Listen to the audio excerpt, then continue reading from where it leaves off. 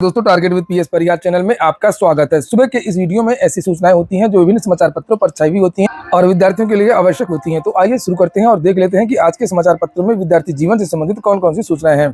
तो वीडियो को जल्दी से लाइक कर दें, शेयर कर दें और जिन छात्रों ने चैनल को अभी भी सब्सक्राइब न किया हो तो जल्दी से सब्सक्राइब कर लें ताकि आप लोगों को इसी प्रकार की ऑथेंटिक अपडेट से सबसे पहले मिलती रहे। आगे बढ़ने से पहले एक सूचना उन विद्यार्थियों के लिए जो विद्यार्थी एमपीटीईटी की तैयारी कर रहे हैं, वे सभी अभ्यर्थी चक्षु प्रकाशन के इस बेस्ट बुक को ले सकते हैं जिसे आप लोग यहाँ पर देख रहे हैं। एमपीटीईटी का सारा सिलेबस इस पुस्तक में कवर किया गया है, चाहे वो बाल विकास शिक्षा शास्त्र हो, इंग्लिश लैंग्वेज हो, हिंदी भाषा हो या गणित हो। इससे संबंधित इसमें 3000 से ज्यादा बहुविकल्पी प्रश्न दिए हुए हैं और इनकी पूरी विस्तृत व्याख्या भी इसमें दी गई है। 4 शॉर्ट पेपर भी आपको इसी पुस्तक में मिल जाएंगे। एमपीटीईटी में जिस प्रकार के प्रश्न पूछे जाते हैं उस प्रकार के इसमें प्रश्न रखे गए हैं जो कि संभावित भी हैं। ये जो पुस्तकें हैं वो सभी कापी किताबों की दुकानों में आपको मिल जाएंगी और अगर आप लोग ऑनलाइन मंगवाना चाहते हैं तो उसकी लिंक मैंने डिस्क्रिप्शन बॉक्स में दे दी है। आप लोग चाहे तो वहां से ऑनलाइन भी मंगवा सकते हैं। चक्षु प्रकाशन की एमपीटीईटी की और भी बहुत सारी पुस्तकें आती हैं जिन्हें आप लोग यहाँ पर देख सकते हैं, चाहे गणित हो, इंग्लिश हो, हिंदी हो, संस्कृत हो, पर्यावरणीय अध्ययन हो या बाल विकास हो। इसकी भी लिंक मैंने डिस्क्रिप्शन बॉक्स में उपलब्ध करा दी है। पहली सूचना, शिक्षा मित्रों, अनुदेशकों और रसोइयों को मिल सकता है मानदेय वृद्धि का तोहफा। बेसिक शिक्षा राज्य मंत्री के साथ विभिन्न संगठनों की बैठक में कई मांगों पर सहमति बन गई है। प्रदेश के 1,40,000 शिक्षा मित्रों, 25,000 अनुदेशकों और रसोइयों को दीपावली से पहले मानदेय वृद्धि का तोहफा मिल सकता है। मंगलवार को बेसिक शिक्षा राज्य मंत्री संदीप सिंह के साथ विभिन्न संगठनों की बैठक में इस पर सकारात्मक सहमति बनी है। मंत्री ने कहा कि जल्द ही इसका प्रस्ताव सीएम के सामने रखा जाएगा। विधान भवन स्थित मंत्री के कार्यालय में हुई वार्ता में शिक्षा मित्र संगठनों ने मूल विद्यालय वापसी, मेडिकल सुविधा व मृत शिक्षा मित्र के परिजनों के समायोजन की मांग की। इस पर मंत्री ने कहा कि मूल विद्यालय में वापसी पर जल्द निर्णय होगा। उत्तर प्रदेश प्राथमिक शिक्षा मित्र संघ के प्रदेश अध्यक्ष शिव कुमार शुक्ला व महामंत्री सुशील कुमार ने बताया कि मृत शिक्षा मित्रों के परिजनों को भी आंगनबाड़ी में समायोजित करने पर विचार किया जाएगा। अगली सूचना, सीएपीएफ सिपाही भर्ती में आवेदन 14 तक। कल एसएससी ने एक नोटिस जारी की थी और उसमें बताया भी था कि एसएससी जीडी की जो लास्ट डेट है वो 14 अक्टूबर ही रहेगी, डेट बढ़ाई नहीं जाएगी। इसलिए जो भी विद्यार्थी हो जल्द से जल्द आवेदन कर रहे हैं, लास्ट डेट का इंतजार न करें। डीएलएड की भी बात कर लेते हैं, इसके बाद में हम लोग बात करेंगे उत्तर प्रदेश लोक सेवा आयोग की, क्योंकि उसकी काफी सारी सूचनाएं हैं। लिखा, डीएलएड सत्र 2024 के लिए आवेदन आज तक। Diploma in elementary education DElEd प्रशिक्षण सत्र 2024 के लिए ऑनलाइन आवेदन 9 अक्टूबर तक होगा। आवेदन करने के बाद में 10 अक्टूबर तक शुल्क जमा करके 12 अक्टूबर तक आवेदन का प्रिंट लिया जा सकेगा। वेबसाइट https://updled.gov.in पर 18 सितंबर से आवेदन शुरू हुआ था। परीक्षा नियामक प्राधिकारी के सचिव अनिल भूषण चतुर्वेदी ने बताया कि स्नातक अभ्यर्थी ही आवेदन कर सकते हैं। चयन के लिए हाई स्कूल, इंटरमीडिएट और स्नातक के अंकों के गुणांक के आधार पर मेरिट बनेगी और इसकी मेरिट सूची 16 अक्टूबर को जारी होगी। 17 से 30 अक्टूबर तक काउंसलिंग और विद्यालय आवंटन होगा। 13 नवंबर को प्रथम चरण के अभ्यर्थियों के प्रमाण पत्रों की जांच करके प्रवेश दे दिया जाएगा। बताया जा रहा है कि इस बार काफी कम आवेदन हुए हैं और बहुत सारी जो सीट हैं वो खाली जा रही हैं। चलिए शुरू करते हैं, बात कर लेते हैं उत्तर प्रदेश लोक सेवा आयोग की। आज काफी सारी सूचनाएं हैं और लिखित परीक्षा के साथ में सीधी भर्तियों पर संकट। सितंबर में संभावित विज्ञापन पर यूपीपीएससी शुरू नहीं कर सका प्रक्रिया। परीक्षा में पेपर लीक और कापियां बदले जाने जैसी घटनाओं के बाद उत्तर प्रदेश लोक सेवा आयोग की भर्तियां प्रभावित हुई हैं। लिखित परीक्षा के माध्यम से होने वाली भर्तियों के साथ सीधी भर्तियां अभी अटक गई हैं और आयोग को भर्तियां अब टालनी पड़ रही हैं। पीसीएस प्रारंभिक परीक्षा 2024 आयोग के कैलेंडर में 27 अक्टूबर को प्रस्तावित है। परीक्षा समय से हो सकेगी या नहीं, इस पर असमंजस है। आयोग के कैलेंडर में 22 दिसंबर 2024 को आरओ एआरओ प्रस्तावित है, लेकिन केंद्र निर्धारण नीति सख्त होने के बाद परीक्षा कम से कम 2 दिन में पूरी हो पाएगी। इनसे पहले आयोग ने सितंबर में 9 प्रकार के 109 पदों पर भर्ती प्रक्रिया शुरू करने की तैयारी की थी। सितंबर के दूसरे से सप्ताह में विज्ञापन संभावित थे, लेकिन इनमें से किसी भी भर्ती का विज्ञापन जारी नहीं किया गया है और इन पदों पर सीधी भर्ती होनी है। आयोग ने संभावित विज्ञापनों की पूर्व सूचना भी जारी की थी। वो फंसा हुआ है इस समय आयोग विभिन्न विवादों को लेकर के। नीचे लिखा कि यूपीपीएससी सितंबर के दूसरे सप्ताह में जिन विज्ञापनों में भर्ती प्रक्रिया शुरू करने वाला था उनमें उच्च शिक्षा विभाग, लोक निर्माण विभाग यानी पीडब्ल्यूडी, प्रशासनिक सुधार विभाग, उत्तर प्रदेश आयुष आयुर्वेद, उत्तर प्रदेश आयुष होम्योपैथी और उत्तर प्रदेश आयुष यूनानी शामिल है। और इसके बाद में जो एलटी खंड शिक्षा अधिकारी एईपीसीएस वाला जो मामला है वो भी इसको लेकर के ढीला हो गया है। पत्राचार वगैरह जो भी चल रहा था लोक सेवा आयोग का वो रुक गया है, केवल इसी वजह से कि लोक सेवा आयोग पीसीएस आरओ एआरओ एग्जाम को कराने पर लगा हुआ है और उसको लेकर के बहुत सारी समस्याएं हैं। वहीं पर अन्य पेपर में लिखा हुआ है, यहाँ पर शायद ये आई नेक्स्ट है, पीसीएस प्री में 18 दिन शेष, तैयारी में जुटा है आयोग। और इसमें भी वही बातें लिखी हैं कि उत्तर प्रदेश परीक्षा अध्यादेश में केंद्र निर्धारण के कड़े मानकों के कारण परीक्षा केंद्रों की कमी से जूझ रहा उत्तर प्रदेश लोक सेवा आयोग प्रारंभिक परीक्षा के आयोजन की तैयारी में जुटा है। उसकी प्राथमिकता परीक्षा को सफल आयोजन सुनिश्चित कराना, ताकि 22 दिसंबर तक को प्रस्तावित समीक्षा अधिकारी और सहायक समीक्षा अधिकारी परीक्षा की योजना को आगे बढ़ाया जा सके।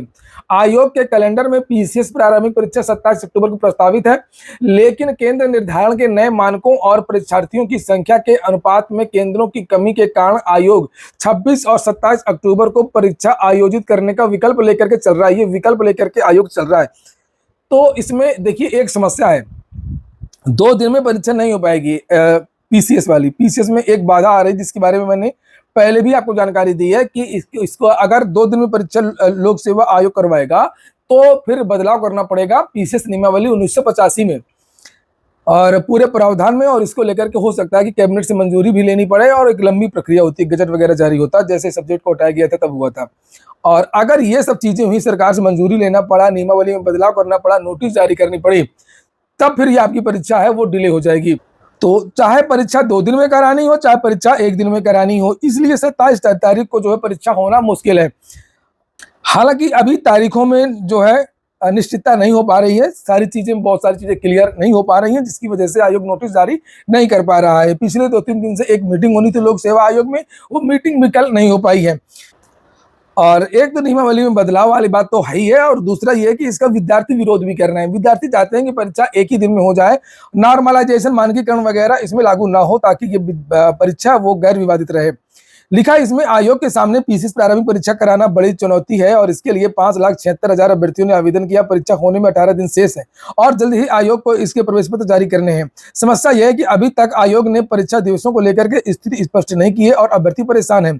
आयोग के सूत्रों का कहना है कि पीसीएस परीक्षा के सफल आयोजन के अनुभव के आधार पर ही आरओ एआरओ प्रारंभिक परीक्षा के आयोजन की तस्वीर साफ होगी, क्योंकि इसमें पीसीएस से 2 गुने यानी करीब 10,70,000 अभ्यर्थी हैं और यह परीक्षा एक बार पेपर लीक के चलते रद्द हो चुकी है। कुछ दिन पहले आयोग ने आरओ एआरओ की परीक्षा योजना में संशोधन करते हुए 2 पालियों के प्रश्न पत्रों को 3 घंटे की एक पाली में समाहित किया, ताकि 2 दिन में 3 सत्रों में यह परीक्षा कराई जा सके। और अभ्यर्थियों में असमंजस की स्थिति है, क्योंकि परीक्षा तिथि को लेकर के आयोग की तरफ से कोई स्पष्ट जानकारी नहीं दी गई है।